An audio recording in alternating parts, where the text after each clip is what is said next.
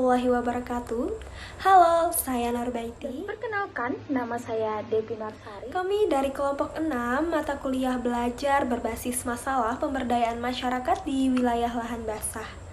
Nah, pada video ini kami akan mereview mengenai model promosi kesehatan di tempat kerja multilevel yang dituangkan pada Jurnal Kesehatan Komunitas oleh Zahtamal dan kawan-kawan. Jadi, secara garis besar, jurnal tersebut mengupas tentang kegiatan promosi kesehatan berbasis pemberdayaan masyarakat. Nah, buat teman-teman yang belum tahu apa sih itu pemberdayaan masyarakat, jadi di sini saya akan menjelaskan definisinya terlebih dahulu. Nah, jadi pemberdayaan masyarakat itu adalah proses pembangunan di mana masyarakat itu berinisiatif untuk memulai proses kegiatan sosial dalam rangka memperbaiki kondisi dirinya sendiri.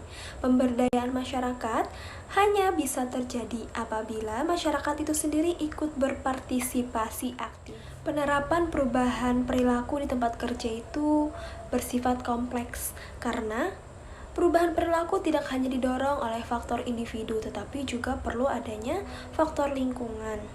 Faktor pekerja atau faktor individu yaitu faktor demografis seperti umur, jenis kelamin, latar belakang keluarga, dan juga tingkat sosial. Kemudian faktor lingkungan menyangkut komitmen dan kebijakan perusahaan, ketersediaan sarana prasarana, kemudian pendukung perilaku sehat di lingkungan kerja, dukungan sosial dari tenaga kesehatan dan juga dari keluarga, serta implementasi program yang efektif dan juga efisien. Jadi, salah satu upaya yang dapat dilakukan untuk mengatasi penyakit akibat kerja adalah promosi kesehatan di tempat kerja. Jadi, strategi yang dapat diterapkan dalam WHP pada level primer adalah gerakan pemberdayaan masyarakat. Jadi, gerakan ini pada hakikatnya adalah proses pemberian informasi secara bertahap untuk mengawali proses perubahan pada diri sasaran dari tidak tahu menjadi tahu, dari tahu menjadi mau, dan dari mau menjadi mampu melakukan dan mempraktekkan perilaku yang diharapkan. Adapun tahap intervensi promosi kesehatan untuk perubahan perilaku pada pekerja ada beberapa langkah. Yang pertama adalah analisis komunitas.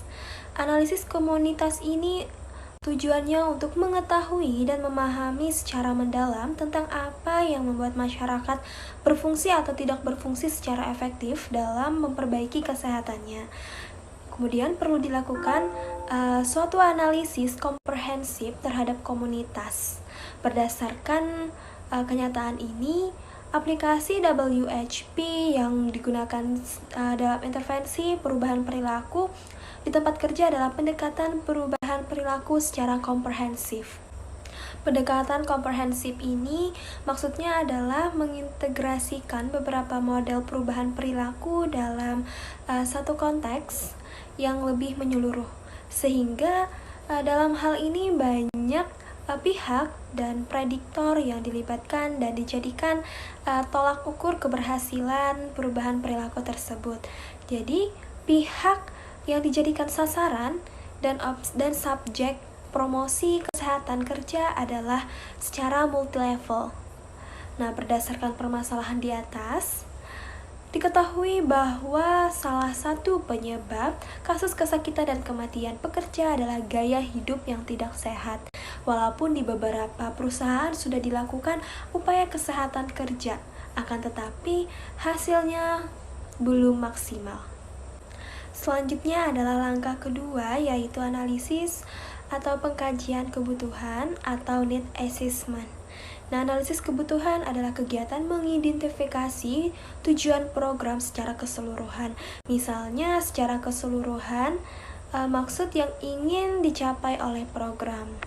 Nah, analisis kebutuhan ini meliputi analisis terstruktur faktor risiko perilaku dan kondisi lingkungan yang berkontribusi terhadap masalah kesehatan melalui metode seperti kajian literatur dan wawancara dengan pemangku kepentingan yang relevan.